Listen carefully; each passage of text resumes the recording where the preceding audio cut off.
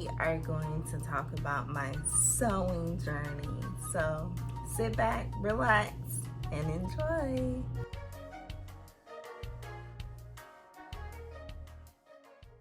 So how did it start? How did I get started sewing? So when I was like super young, like I'm talking like 8th grade, like 13, 14. Keep in mind I was an introvert, really shy, didn't have a lot of friends. I always had a few friends, but not a lot of friends. But I was always into fashion.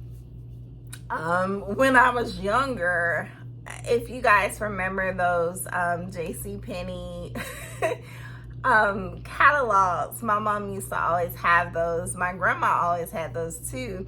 And I would look at them for hours. You know, I would look at the woman section, the kids section, sometimes the men's section, you know, and I would just look at every page. And I vividly remember when I was like super young, I couldn't be like no older than maybe 8. I remember my grandma looking at me and she was like, do you see how Melanie just like looks at the page? She looks at it for like a long time. Pretty much she was saying I was studying the page. You know, I would look at it, every single detail, every single detail. And at the time, I wasn't like impressed by what the models had on. Of course, they weren't wearing the cool stuff. It was a JCPenney's catalog. It was like older woman. But I just paid attention to every single detail in their outfit. I think that helped me to have the eye for style, for putting stuff together, because I just paid attention to it, and it helped me to probably be able to figure out the construction of garments, because I was like so into look. I was like mesmerized. I would just literally be on one page for like 20 minutes just looking. I don't know why I was super focused on that, but I was. So zooming forward towards like in the middle school, I remember I had a very different teenagehood, because I had access to my own money. I'm a product of divorced parents. So that means like my dad would give me money, and I would have access to an amount of money that most kids didn't have at that time. So it was like up to me to like spend it how I wanted, and a 13-year-old me, I must spend it on clothes because I love clothes, so basically I would like go to the store. And at the time, I was like going to Plato's Closet. Like that was my store. A lot of people were, when I was coming up, like buying like Jabode, Fat Farm, Sean John, Academics. Like I'm just thinking of all the urban brands that were out. Like Macy's was our thing. Like this was like, keep in mind, this was like, I graduated high school in 2006. So this was like circa early to mid 2000s when people were wearing like super expensive, super urban stuff that you buy at Macy's in the mall. Like gone are those days, right? You would spend like $100 on an outfit, and at least, even though I had my money, I had my own money and I spent it how I wanted, I was very cheap. I was not about to spend that much. So I would spend my money at Plato's Closet, and I would buy like reused clothes. That was my first introduction to thrifting, and then the older I got in high school, I discovered the actual thrift store, Value Village specifically. And then as I got more and more into thrifting, I started to realize, I've always been tall. At the time, I was very slender. But everything, it was almost like the clothes were fit for me, because everything pretty much fit me well. It was on a rare occasion that I would get something that was too big, or that I wanted to change. Like, I wanted to change something about it. Like, I wanted to crop it or do something else with it, or, you know, turn the dress into a two-piece, or turn the sweater into a two-piece. I've done that. So that's how I discovered sewing, because I was like, I gotta be able to change these things, you know, and not have to pay to get it done, because again, I'm a cheapskate, you know. So as I got older, once I got in college, that's when I discovered, okay, maybe, you know, I can try and sew. Keep in mind, in high school, we had a family friend that's always been a friend of ours that has sewn for many years, and I asked her, I'm like, can you please help me sew? And it never worked out. For whatever reason, she never could teach me how to sew, and I was just like, I don't know. I always thought it was an exclusive club, like you have to know someone to teach you how to sew, or you have to go to school to be taught how to sew, until I discovered YouTube. So in college, I discovered, you're not an OG if you don't remember her, but her name was DIY Misha. DIY Misha was like she was the sewing guru before all the sewing gurus of the world today, before the Mimi G's and whoever you can think of that's like the it person for sewing, you know. Misha would teach you how to use the clothes you have to sew the clothes you want. And that was approachable for me, because a lot of the few sewing people that were out there on YouTube were using sewing patterns, and that was like, ugh. At the time, keep in mind, it was like 1920. So I'm like, the sewing patterns are ugly, first of all. Secondly, that's just too much, you know. So I knew I always had a gift to like modify clothes and like take clothes apart. So it's not like I was working from scratch. So I knew I could figure it out, you know, along the way. I didn't want to take the technical approach, because I knew that would throw me off. And if I had learned how to sew using sewing patterns, then I probably wouldn't have stayed interested in it. It just, you know, it's just boring. Even now, you know, in my 30s, I'm like, sometimes I just want to wing it. I'm like, I'm not a step-by-step person, but some people are, and sometimes it helps, you know. So, yeah, I discovered her, and she opened my eyes to all the stuff I could do. I was like, ain't no stopping me now. So this was around the time when I first discovered buying fabric, because, you know, like I said, I was modifying clothes I already had bought at the thrift store. So this was the first time I was like going to Joann or going to Fine Fabrics. That was the first real fabric store I had been at, and buying like fabric and not knowing how much you need or what type of fabric will go with what type of garment. I was just like, I like the fabric, I could see it in my head, I make it. So that led me to like making. I made so many things: formal dresses, club dresses, bathing suits, bags, earrings. You know, I could literally make anything. Literally anything. And I'll try to like post some pictures. Hopefully I can post pictures of all the stuff, the things I've made throughout the years. Keep in mind, no judgment, keep in mind, this is like the years of the filter. So yeah, that filter was hidden on some of my pictures, but yeah, it just opened my eyes. And the more I sewed for myself, the more people would be like, oh, where do you get that from? Who made that? Oh, what, you made that? Oh, okay. You know, and this was the beginning of Instagram. Got on Instagram in 2012, you know. This is when I was like at my peak for like sewing just crazy, you know, sewing all the time. And this was around the time where I would sew on demand. So like literally, especially because I was younger, I had a more active social life. So it's like, if I'm going out to dinner tonight, around maybe 11 o'clock that morning, oh, okay, what am I gonna sew? Okay, I'll sew this. And then I have to be at dinner at 7. I'm on the sewing machine at 6. I'm finishing at 6:20. I'm leaving the house at 6:45. Like, literally, I was sewing on demand. Like, literally, threads still hanging off my clothes. Now, some of you may cringe and be like, ugh. But for me, I miss that time because now I'm so, I get so cautious about, oh, it's got to be completely done. Oh, I got to finish a week ahead of time. Oh, I love the me of that time because I would just sew what I wanted and be done and wear it the same day. Like, literally, I would wear it within probably an hour of it being made.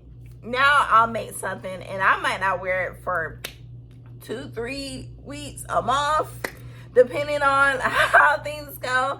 So I'm just trying to get back to that place where I can like make things and not think about, of course I want it to be finished, but at the same time, it's like, it's so much joy in just making it. Who gonna check me, in terms of like, who's gonna really come up to me and be like, oh, I see you got a thread hanging here. Like, can you sew your own garment? Like, could you sew this if you tried? Would you even know how to buy fabric? Like, you have to really think about it as that, because a lot of people who would be that critical are people who don't have your talent. Like, they wouldn't even know where to start. So you're like 20 miles ahead of them. It doesn't matter, So, yeah. So after getting used to sewing for myself, that's what led me into doing orders for people.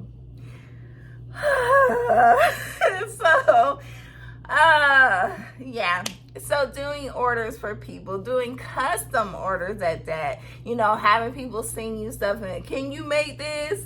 Sending you a picture, and you make it because you're excited that they trust you to make it and they know you can make it and you want to like use your talent. But on the other hand, you like, I'm not using my design. I'm not using, I'm just using my skill to do what's already been done, So I did that for a while. I did that for like 2 years.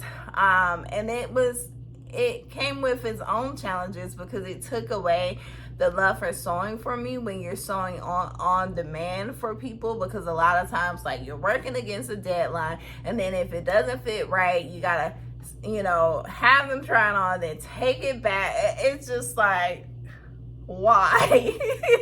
Why? And I noticed I had stopped sewing for myself, and I noticed that when I was sewing for myself, my items would fit well and look good, and then if I made that same thing for someone else, it wouldn't look as good on them because we have two totally different body types. If I'm making something, I can put it on as I'm sewing it, but if I'm making it for someone else, I can't do that, so the fitting might be different, and yeah, it just, after a while, I did it for a while because, that's ultimately what I want, is to have a brand, a clothing brand, and a home goods brand, by the way. But after a while, I just realized it wasn't sustainable.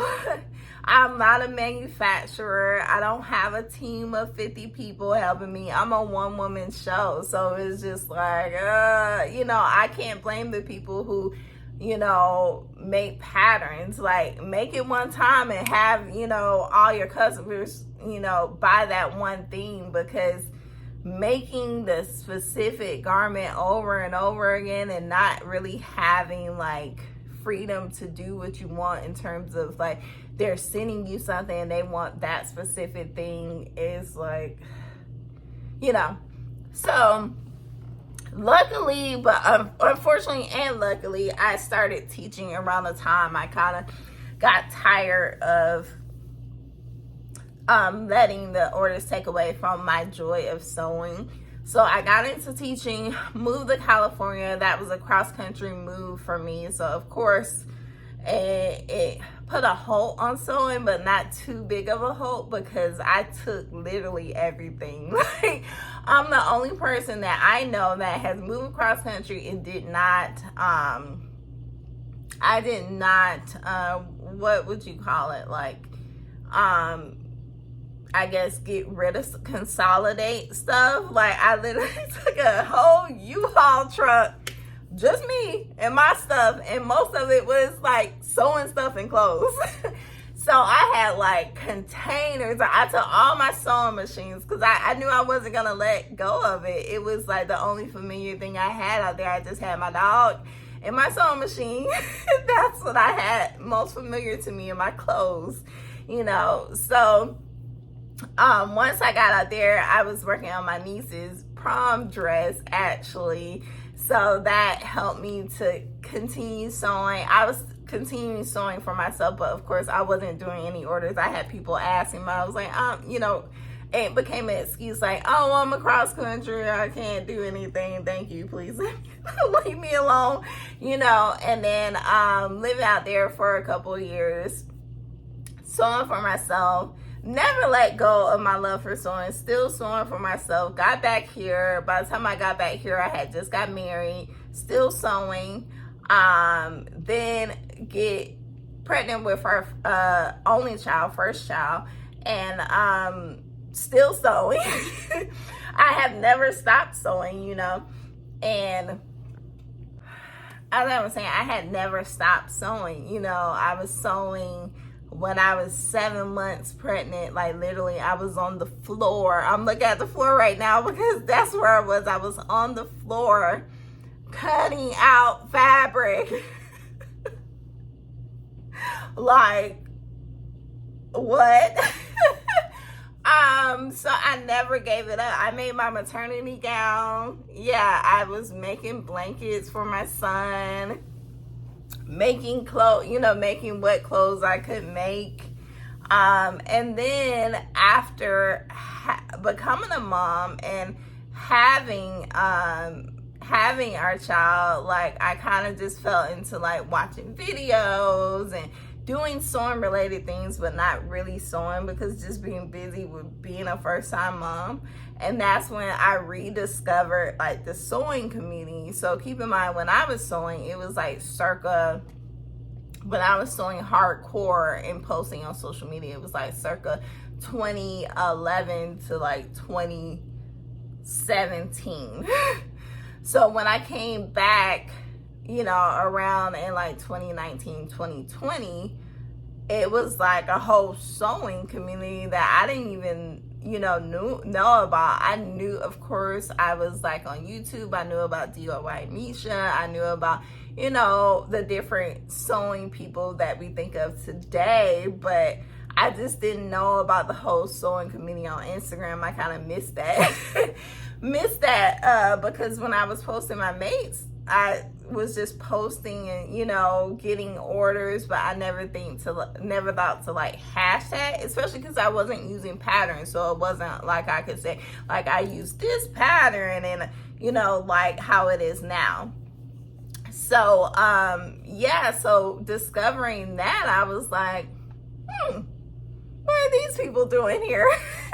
You know, how you kind of feel like, hold on, I'm not better at this. Like, I was posting, you know, my mates on social media before there was a Me May, before there was a hashtag for Me Makes and all of that stuff. So, like, rediscovering it has been fun because now it's like, okay, now I can, like, try and integrate myself into that community in terms of, like, helping them to rediscover me, because I've always been here, but I just didn't know that other people were posting their mates too. You know, I would just post like my little hashtags. I didn't know, you know, that people actually were like sewing as much as they were, because for so long, like, I was the only person that I knew in real life and on social media that sold. You know, it was just like, outside of the very few people who were like making sewing tutorials, it wasn't like a hot thing. You know, it was like, of course, people have always been into fashion, and, you know, we got the Fashion Nova, you know, models and the, you know, the fast fashion, you know, stuff, but the sewing has been new to me. So I say that to say, so in 2020 is when I discovered I didn't discover sewing patterns, but I discovered that sewing patterns weren't as boring as they were before. I'm like, oh, some of the stuff is actually cute, and it was appealing to me because I'm like, well, instead of like me like finagling, like I'm really creative. So if I see something, if I see an image of something, I can know exactly how to make it and just make my own pattern pieces. I don't have to really like have the pattern piece or have the technique. I just know how to do it. But it was appealing to like get back in it and like kind of learn in reverse, like, oh, okay, let me see how like you do it the technical way. Let me see how it is to like actually like have pattern pieces instead of like going off of measurements and just knowing. I can't explain it. So it was fun to like discover new sewing patterns, and of course McCall's was my favorite pattern brand because they're more youthful and more, I won't say more on trend because I'm not necessarily a trendy person, but they just had a lot of patterns that fit my style. Yeah, so discovering that was fun because it was just like, okay, now I can like I made this using pattern so and so and so and so. But before it was like, I made this using my brain and my hands, which is a talent, but it's fun to have like a sense of community to look at a pattern, look up a pattern and say like, oh, okay, she made it and hers looks like this, or they made it and they used this fabric, so I should be good, or they made it and, this part didn't come out right, so I need to be mindful of that. So it helps me to like have some sense of community instead of being like in it for myself. So that leads me to now. So now being in 2023, I am not buying any more sewing patterns, you guys.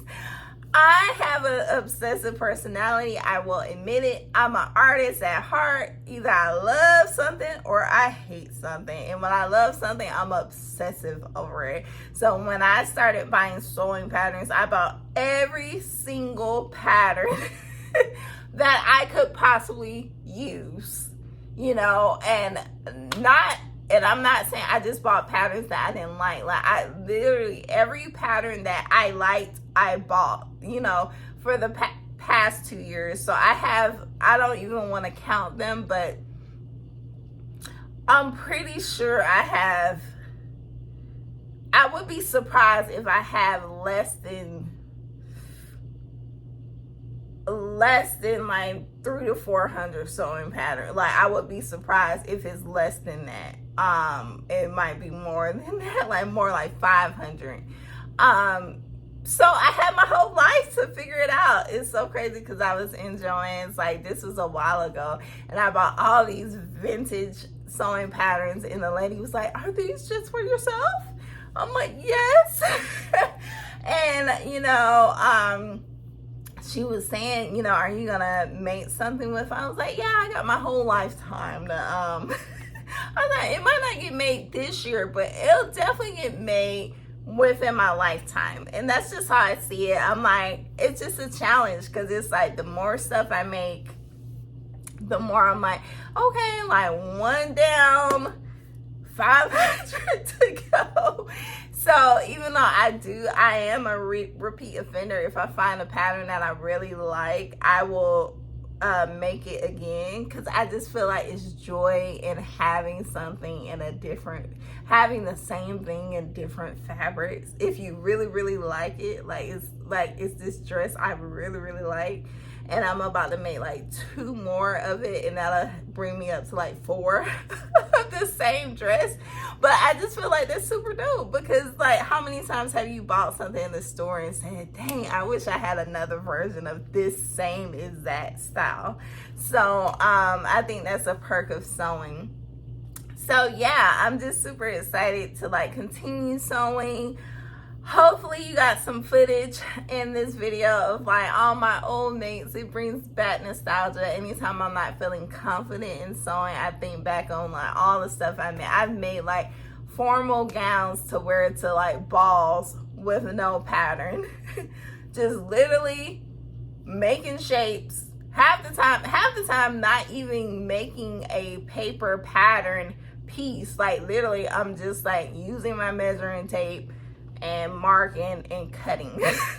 So I think that helped me to be better with sewing patterns, because sometimes I can step away from the instructions say this, do this, but I can use my past knowledge and be like, whatever, I could do it this way and it'll be easier. Forget what this sewing pattern says.